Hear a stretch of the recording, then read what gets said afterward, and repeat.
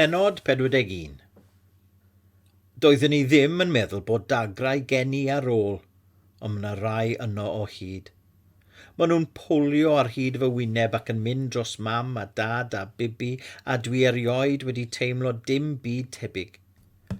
Rydyn ni'n cofleidio ein gilydd am gymaint o amser fel bod yr haul wedi codi erbyn i ni aros i dynnu anadl o'r diwedd. Pan rydyn ni'n gallu siarad o'r diwedd, rydyn ni'n mynd i'r babell ac yn sgwrsio am oesoedd. Dwi'n rhoi'r newyddion drwg iddyn nhw yn gyntaf. Dydyn ni ddim yn Awstralia, meddaf yn dawel. Ynys yn y cefnfor tawel yw hon.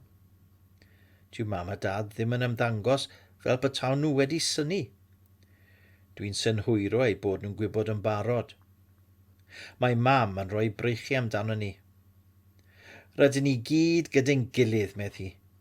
Rydych chi'n ddiogel, dyna'r unig beth sy'n bwysig i mi. Mae hi a dad yn ein holi am ein mordaeth. Dwi'n falch ohono ti, Bachgen, medd dad, ar ôl i mi ddweud wrtho sut y buon ni'n taflu'r dŵr o'r cwch.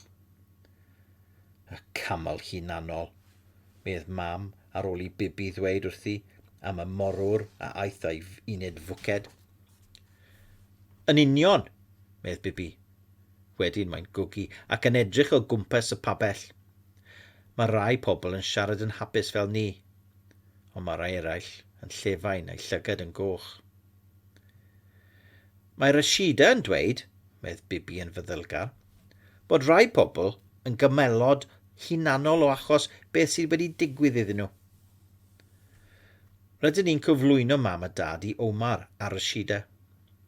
Mae mam yn crio eto wrth i mi egluro sut ychubodd blawd Rashida ein bywydau, ac mae'n cyfleidio Rashida am oesoedd. Fe a chibau synnau ei fywyd hefyd, medd Omar. Mae dad yn ei gofleidio am oesoedd.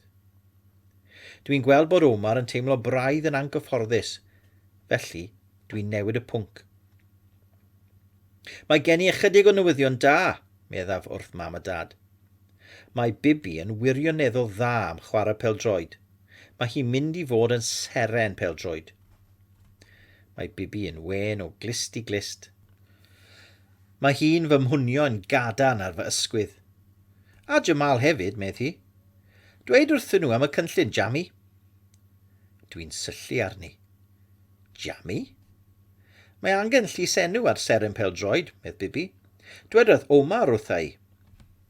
Dwi'n dweud wrth mam a dad am ein cynllun ar gyfer dyfodol Afghanistan, am gael gwrfaoedd pêl-droed yn Awstralia a helpu i ffurfio llywodraeth newydd gartref fel y gallwn ni gyd dychwelyd yn ddiogel. Mae mam a dad yn edrych ar ei gilydd am ei llygad yn llenwi a dagrau eto. Dwi'n gwybod sut maen nhw'n teimlo. Mae hapusrwydd yn gallu gwneud i hynny ddigwydd.